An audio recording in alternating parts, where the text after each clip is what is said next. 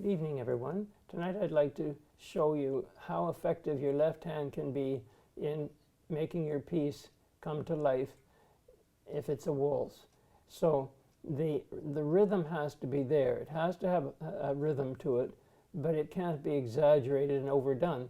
So it has to, you want the melody to be shining. So, and the melody doesn't have to be bumped out either. It can be lingering and peaceful and graceful. So it's a tricky balance to sculpt the piece the way you want it to sound.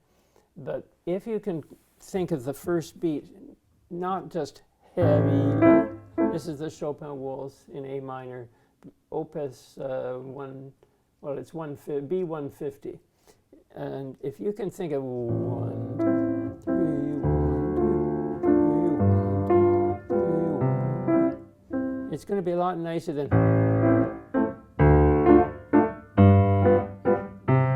See, we don't have to just play with our fingers. We can use the whole arm.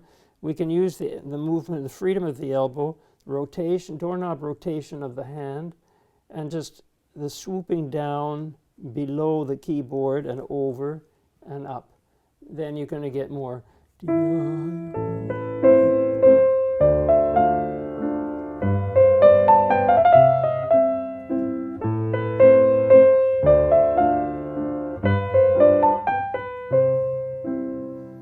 So I just wanted to show that to you because so often you hear a piece like this played.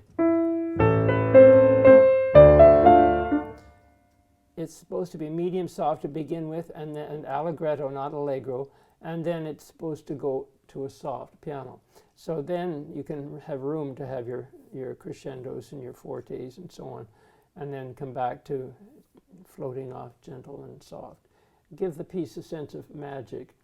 So if you can linger on those notes, those eighth notes in the right, rather than playing.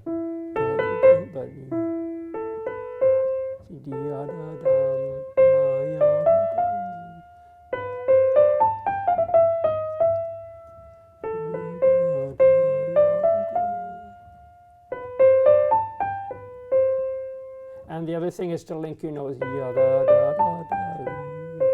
When you can link your notes, your line will sound a lot more convincing. So anyway, I hope that gives you a couple of ideas in your practice to making it sound more musical and rather than just the notes. Anyway, have a good night. Bye-bye.